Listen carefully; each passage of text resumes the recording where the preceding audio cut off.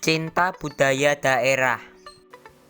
Buku ini kami dedikasikan untuk seluruh rakyat Indonesia dan dunia yang mencari tahu tentang keindahan budaya Kalimantan. Sebelum memulai videonya, saya akan memperkenalkan anggota kelompok ini. Yang pertama ada Cinta, nomor absen 13. Yang kedua ada Rafael, nomor absen 15. Dan yang ketiga saya sendiri, Marvelin, nomor absen 23. Dan yang terakhir ada Brahma, nomor absen 29. Selamat menyaksikan videonya. Hai semua, kami dari kelompok Gatot Kaca SMP Kinepati Surakarta akan mempersembahkan sebuah video. Jadi, Kalimantan itu mempunyai banyak hasil hutan karena di Kalimantan terdapat wilayah hutan yang cukup luas dan juga keindahan alam di sana yang tidak kalah indah dengan daerah lainnya dan budaya yang beraneka ragam yang cukup unik. Inilah sepenggal cerita tentang Kalimantan Tengah. Kalimantan juga mempunyai budaya seperti tari dan juga lagu. Kalimantan mempunyai banyak budaya, salah satu darinya adalah tariannya.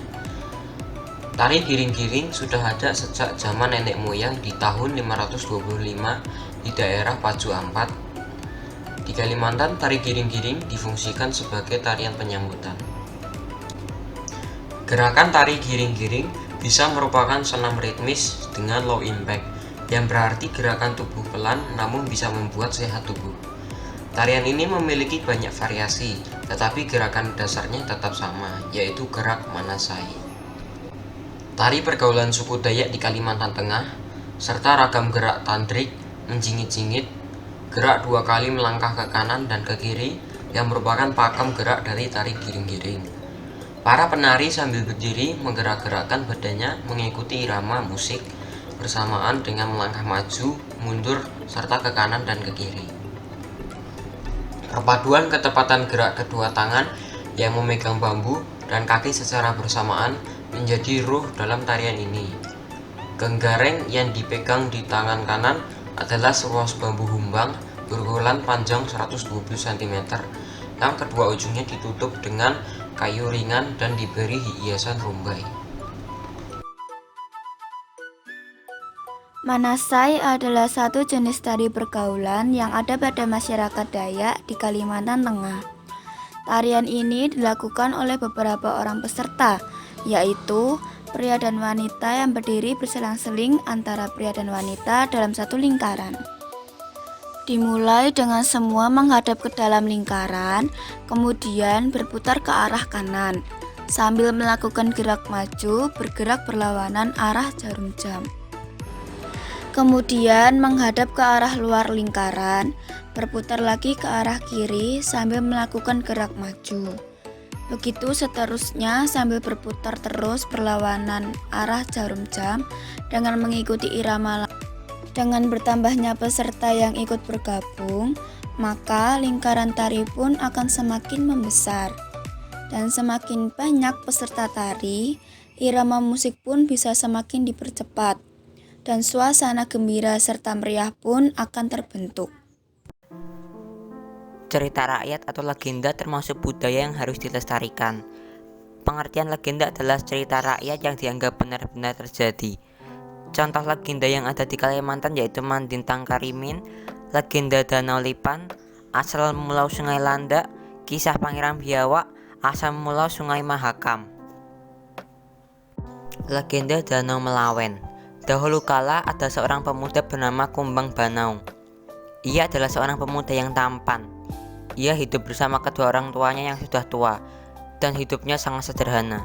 Sifat Kumbang tidak serupawan wajahnya. Ia sering bertindak kasar kepada orang tuanya dan selalu memaksakan kehendak. Ketika ayahnya sedang sakit, Kumbang memaksanya untuk menemani dirinya pergi berburu.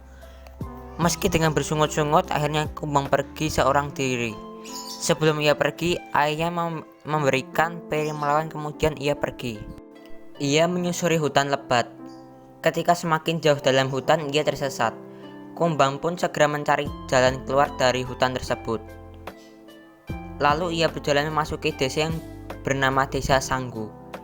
Di sana sedang diadakan semacam pesta rakyat untuk merayakan masa perubahan anak gadis kepala desa dari gadis kecil ke ambang kedewasaan. Gadis cantik jelita itu bernama Intan. Kumbang terkagum-kagum melihat kecantikan gadis itu. Ketika ia kembali ke rumahnya, wajah Intan masih terbayang-bayang wajah Intan. Keesokan harinya, Kumbang kembali pamit untuk pergi berburu, padahal ia pergi ke desa Sanggu. Sesampainya di desa itu, ia berusaha mencari jalan keluar agar bisa berkenalan dengan Intan. Akhirnya Kumbang berhasil berkenalan dengan Intan dan mereka cukup lama berbincang-bincang. Dari sikapnya ternyata Intan juga menyimpan rasa terhadap Kumbang. Mereka pun sepakat menjalin kasih. Sejak itu Kumbang semakin sering pergi ke desa Sanggu untuk menemui Intan. Hal itu berlangsung berkali-kali sehingga menimbulkan kecurigaan warga. Warga desa menganggap sikap Intan dan Kumbang tidak memberikan contoh yang baik bagi para gadis-gadis di desa itu. Suatu hari Intan menceritakan masalah yang dihadapinya kepada Kumbang. Ternyata ia telah dijodohkan dengan seorang pengusaha rotan yang kaya raya. Kumbang menjadi gundah. Lalu ia pulang untuk menemui kedua orang tuanya. Kepada orang tuanya ia mengutarakan niatnya untuk segera melamar Intan. Ayah dan ibu Kumbang merasa keberatan. Kumbang diujari karo wong tuane karepe ngurungake karepe. Nanging Kumbang tetep pengen nikah karo Intan. Kumbang sabanjure ngajak Intan lunga saka omah lan nikah karo deknen. Ananging wong-wong wis ngamati gelagat Kumbang dan Intan sing ameh lunga minggat. Saking wedine sakloro mlayu sipat kuping nganti Kumbang kelingan menawa duwe piring sakti. Pas piring kuwi dibuang ning kali, piringnya dadi gedhe lan iso dienggo nyebrang kali.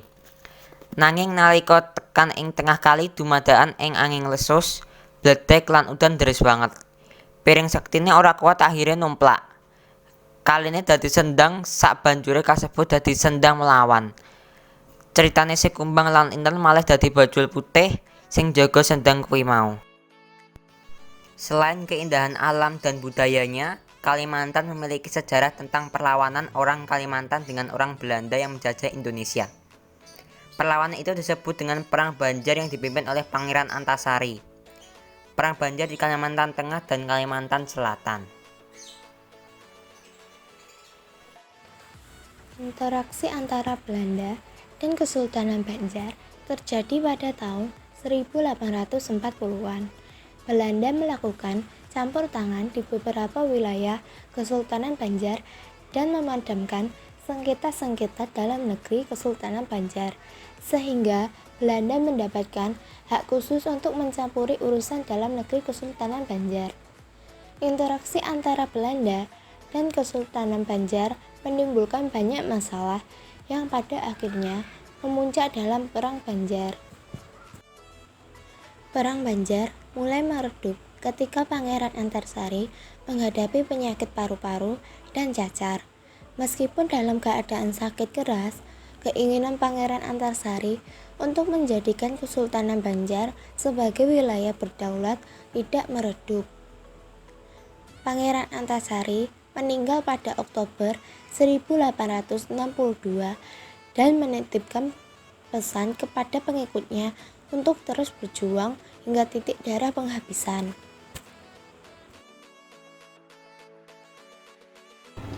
Kesimpulan dan pesan dari buku ini adalah kita harus selalu memperhatikan, mempelajari, dan mencintai budaya dan juga lingkungan alam sekitar kita agar kita semakin cinta dengan Indonesia.